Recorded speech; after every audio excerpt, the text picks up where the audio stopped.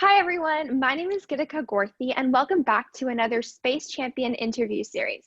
Today we have a very special guest, Mrs. Jones, who is an academic support for the School of Sciences at Stevenson University. She helps students with problem-solving skills for chemistry, calculus, organic chemistry, and physics. I met Mrs. Jones during my one-week summer program at NASA's Goddard Center for the Sisters program, when she used to work for the outreach department then. I'm very excited to be interviewing her today. During our conversation, Ms. Jones will discuss her journey to lead to who she is today and, just talk about her journey to where she got today. So welcome, Mrs. Jones. Thank you so much for taking some time out of your busy schedule to talk with us today. Thanks, Gitika. It's really nice to see you again. Yes, definitely. So my first question to kind of get into the interview, I want to understand more about what you do at Stevenson University as a teacher or as a professor, just like what's your role and job? So I run this program called Solve, which a lot of universities have similar programs. They call them different things. And basically, science is really problem-solving based, and the students need extra practice with those types of things. So what we have is a program where the students can come and do extra problems facilitated by me and just get that extra practice that they don't necessarily get in the lecture classroom or just with doing their homework. Okay, got it. So it's more, is it hands-on based or just extra problems with what they're studying? Yeah, it's hands-on, and they also do like peer learning. I try to let them help each other because helping each other is a good way for them to learn too. Yeah. So did it get impacted because of the virtual setting of school now? Yeah, we've been doing it all online. It's a lot harder to work together. And even when we were in person for a brief period of time, the room we worked in was all round tables where the students could sit close to each other, which doesn't support social distancing. So we had to spread out all the tables. So it's really hard to work in a group setting like that. I'm really looking forward to this vaccine and getting back near people again. Yes, definitely. So one thing I was really curious about now that I know you teach so many science classes or science topics, and I wanted to know what's your favorite subject, and did you do any research with your favorite subject before? I haven't really done any research, but definitely physics is my favorite. I had a really awesome physics teacher in high school, Mr. Drayon, and I'm pretty sure he's the reason I'm started on the path that I am on today. Something about that subject, going through school, I was always a good student, but I never really knew what I wanted to do with it, especially with math. I was that annoying student that said, when are we going to use this in class and annoy the teacher? But I was still good at it, and I did it. And physics, for the first time, you could take the math and the science and put it together and actually do something with it. I was like, oh, okay, you can use this math for something fun. Okay, so you were very STEM-oriented from a young age. Yeah, I've always been in the definitely science track. Yeah, that's really cool. I feel like passions start at a young age, and the fact that you went and pursued it is really nice. Did you always imagine yourself in the job you're in today? I feel like this is an interesting question because I have never heard an adult say yes, because everyone's has twists and turns in their career paths and choices. So what about yourself? Did you always imagine yourself in this job? I definitely never kid that wanted to play teacher or wanted to be a teacher when I grew up. I've always thought being a teacher was such a hard job and you got to deal with the hassles of the kids all the time. But definitely once I took physics, I was like, oh, this could be a fun subject to teach, and there's so many real world connections. But even going into college, I wasn't on that track. I didn't get on that track until after my freshman year of college. I started in microbiology, which is what my mom did. So I just figured I'd follow in my mom's footsteps. And I love biology, but it turns out that the icky, squishy sciences, that's what I call them. They're not, I love them, but they're not for me. Yeah, it's not for everyone. Thank you to all the people that do that, but not for me. Yeah, definitely. I feel like there's just so many different ways to explore and so many different things to explore. You don't have to be stuck with something you don't like. So yeah, definitely. So I know you told me in high school that you identified your passion for physics. Did they ever change over time? I mean, I'm assuming they didn't because you are doing your job in physics now. But did you ever have oh, I kind of want to do this now, or I kind of like this better? Did you have any of those thoughts before? Well, the space thing kind of came apart as a surprise, really. I never really was interested in NASA stuff until one summer I got a summer job doing it's called the Maryland Summer Center for space science at Johns Hopkins Applied Physics Lab. And it was for gifted and talented 6th and 7th grade students. And these little kids were so inspiring, and they knew so much about the planets. I really had to do my research and come back the next year with a lot of information. And then I started really like to talk about astronauts and the planets and, you know, space travel. So that's what got me passionate about NASA stuff. And then when the job at NASA came along, I was like, wow, I have to take this position. So even though it was about 1.5 years that I worked there, it was really cool. And if I wouldn't have taken that summer job, I would have never known that I would have been passionate about that. Yeah, I actually was going to ask you, like, what was your job at NASA? I know you were like an outreach director, but is there anything specific you did? So I was actually on the digital learning network. So I was in education, and it was pretty much like this, only I had a fancy studio at NASA with a green screen, which I had to learn how to do basically by myself. And I beamed into classrooms all across the country and would talk to kids from kindergarten up through middle school, usually about a topic that they signed up for. So either the solar system, the moon, the sun. My favorite was living and working in space, because people love talking about astronauts. Yeah. And how do they eat? How do they go to the bathroom? All those fun things. And that never got old. I really enjoyed talking about that. And then I get to do special events where I'd interview different people about their jobs, kind of like what you're doing here. Yeah. You get to learn how to do that. It's a tough thing to do. So yeah, it was really, really fun.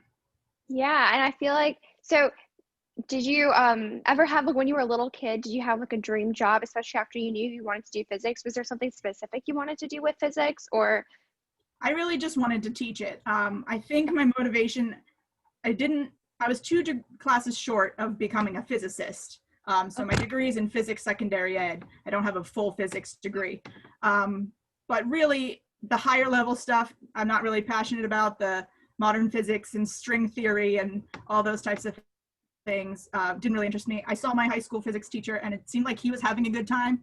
And we got to go on a field trip to Hershey Park and Six Flags. And I was like, get a job where you get to go to Hershey Park and Six Flags for your job. That sounds like a win-win. Sign me up. Yeah, definitely. So were there any obstacles to, get to the job you are today at, the university? Were there any like things that you had to overcome, or certain things that you had, like challenges you had to overcome, basically? Yeah, so there's definitely, I wouldn't say challenges necessarily. There's been a couple setbacks, but in hindsight, all of the setbacks have actually put me on the path to where I am. For example, like I can think of 2 main ones. When I was coming from Pennsylvania down here to Baltimore County, I didn't get a job teaching physics right away. I got a job teaching physical science to 9th graders. And I was kind of bummed about that. Like I wanted to teach the harder stuff, but it turned out I was teaching a pilot course, which means I was one of the very few amount of teachers that were teaching it. So I was one of the only experts in it in the whole county. So here I am, a young teacher that's now 2 years into her career, like teaching an institute over the summer to a group of teachers because I'm one of the experts. So I would have never gotten on that path if it weren't for that. And then there was another one where I was trying to switch schools to a school where I wanted to be, and something came up and I couldn't do that. I had to go to another school for a year, where I met a nice calculus teacher, and she's the one who recommended me for the job at Stevenson, because I worked there part-time for 4 years before I got there full-time in 2017. So if I would have never met her, I would have never gotten recommended for the job. And I love, love, love my job now. I've loved my previous jobs, but my current job is really awesome. Wow. Yeah. I feel like you've always heard the sayings, like, or quotes that like failures are actually stepping stones for something bigger. And I feel like that's a perfect example that you shouldn't be demotivated by failure. Yeah. So what's like your advice to students who currently feel like they have so many things upon them, they feel challenged, or in high school these days, students are very stressed out about like, oh, I can't do anything, even though I like physics, I have to do something else because there's no way I can get a job in physics. Like, what's your advice to students, I guess, who are thinking about this type of stuff to themselves? I mean, I think just keep trying different things. As a scientist, sometimes when you do an experiment and it doesn't work right, students like to say, oh, well, it was a complete failure, but you learn from the things that fail, right? You learn from, I don't like this, that's almost as good a result as getting a positive result, because now you know which road not to go on. So if you don't try a bunch of different things, you'll never find the road that you're meant to be on. So keep trying different things, learning different things, you know, keep learning basically. I'm still learning. I've been taking organic chemistry, brushing up on that so I can help my students with that. And I'm starting to find that fascinating as well. So you never know where that'll That's take me. biology and chemistry, right? Organic chemistry. Yeah, yeah. Yeah, so it's definitely, yeah, cool. I wanted to take organic chemistry in high school, so maybe I will next year if I have the chance, but Yeah, it that's seems cool. really cool and interesting. Mhm. So now I'm kind of geared towards more of like the space aspect. So when you were part of NASA, or now you're still in the physics department, what are like some changes you see in like the space industry that kind of excites you? I'm just excited. I don't really know what's going on currently. I'm excited about some missions that I was really excited about when I was there. OSIRIS-REx, you might have seen in the news recently. It just reached its destination. It's a spacecraft that was going to the asteroid Bennu, and it had this instrument that was going to tag the asteroid and like blow dust into it, and then it's being sent back. So I think in 2023, it'll be back and we'll actually have dust from Bennu. So that really excites me. And then of course the James Webb Space Telescope, which for several years was at Goddard, and I got to see it when it was there, which is incredible. Whenever that thing launches, it's been pushed back a bunch of times, but it's huge. It's a telescope the size of a tennis court. So they got to get it right. Yeah, so I know. I can't wait to see the pictures that it's going to bring back. I know. It's exciting when you get stuff from space back on Earth to see what you can discover. It's also very dangerous, right? I mean, now because we're in this pandemic, now we realize how much a virus could really do. So if there was something on those, you know, that material, it could be potentially harmful. I feel like that's a concern a lot of people actually have about space exploration. Yeah, they do a good job of keeping the things contained in their clean rooms and all that. I'm sure they're taking all of those precautions, but that's exciting because who knows what it's made of, you know? Exactly, yeah. So was there, back to kind of more about your journey, was there any like specific mentor or internship or something that really assisted you in like your development as a person or in your career? Yeah, so I mentioned my physics teacher from high school. He definitely inspired me. The teacher that I did my student teaching with was pretty inspiring, but I would say the biggest reason I continued on the path and didn't, you know, take another direction was a coworker that I had my first 2 years of teaching. No matter how much training you can go through with teaching, you really have to learn in the classroom. Like you can sit in a class and have somebody teach you how to teach, but you have to figure out your own way. And after my first year of teaching, I really almost wanted to quit because it was so hard, like the amount of work, the lesson planning and figuring out how to write good tests and classroom management and all of it was a lot. So a coworker of mine, we were both in the same boat. He had just finished his first year, and we said to each other, we've got to figure this out together. So we were teaching the same class. So every Sunday we would get together and lesson plan together for the full week. And the first year we did it, it took us all day, Sunday, every week from like 9 to 5 lesson planning. But as you do it and get better at it, and then you can recycle things, it gets a lot easier. So then we would spend the rest of the time playing Guitar Hero or something.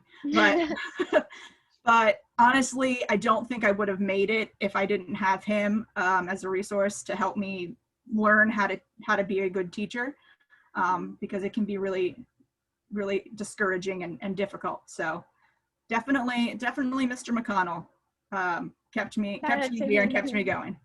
Yeah, I feel like there's always that person who always supports you, and you need that person to support you. Otherwise, sometimes it seems like you're just like not working. So yeah, I definitely think having that mentor or like that coworker is really important. So how do you keep your knowledge? I know students now that you teach in a university, they're all kind of in different passions and interests. How do you keep up with the knowledge with all these students and different interests the students may have to kind of like, you know, weave that into what you're teaching?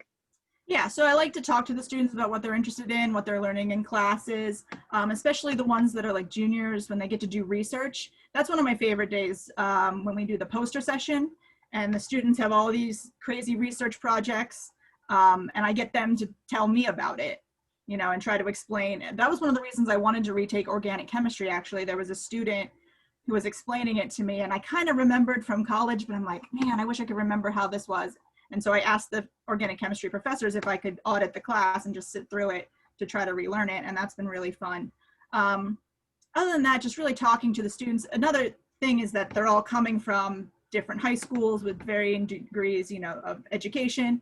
And so trying to figure out, where they are when they come in, especially as freshmen, is an important step. And it's going to be really important moving forward. If we can finally get the world back to normal, maybe by next fall. I can't imagine the freshmen that come in next fall having a year and a half of COVID classes, where they're going to be at. We're really going to have to support them to get them up to speed so they can take college level courses. Yeah, definitely. I know a lot of teachers are like, especially from middle school to high school transitioning, they put so many programs to help the students kind of transition, because it's like they've never been to high school. So it's kind of like, imagine being like a 8th grader and going into high school. It's like kind of intimidating for them, honestly. So yeah, especially if they're not in person. So they really haven't even been in high school. Exactly. Missing your freshman year. That's a tough year though. Is that what grade you're in? Are you in 9th grade? I'm a junior this year. Oh, okay. Wow, time flies. Yes, it's been a long time. Yeah. So a part of my webinar, a main theme that I'm trying to communicate is that space is for everyone. I've had people from different backgrounds, different ethnicities, different ages. I'm trying to get a diverse amount of people to come and interview, just to take the point across that, you don't have to be, a genius or like an Albert Einstein to be a part of space. I feel like whether you're a teacher, an artist, an engineer, a biologist, every single person is needed. So what is your thoughts on spaces for everyone? Do you have a specific example or story or something that says spaces for everyone, there is no boundary or limitation, or something you just want to tell the students about the theme? Yeah, so I think one of the reasons a lot of people are into space is that there's so many things to be inspired about when thinking about space, whether it's, the technology and the engineering to get up there, whether it's the beauty of the galaxies and the stars and the planets, or the science, the data that's coming back and discovering new things. Maybe it's just the expanse of it, sometimes just to sit and think about. Yeah, you look at the sun, it's 94 million miles away. That's really far.